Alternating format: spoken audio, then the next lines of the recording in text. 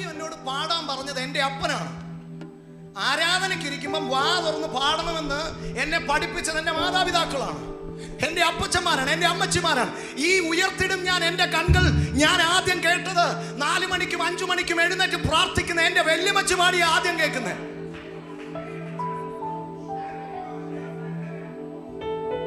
ഒത്തിരി കഷ്ടപ്പെട്ട ദൈവമക്കളെ ഇതിനകത്ത് വിശ്വസിച്ചു തുടങ്ങിയത്. 18 വയസ്സുവരെ ഇതുമായിട്ട് ഒരു ബന്ധവും ഇല്ലായിരുന്നു. അന്നേ നല്ല ഒന്നാം തരം പെന്തക്കോസ്തുകാരനായിരുന്നു. പക്ഷേ ഇന്ന് രാത്രി ഞാൻ ഇതിൽ വിശ്വസിക്കുന്നു. ഇസ്രായേലിൻ കാവൽക്കാരൻ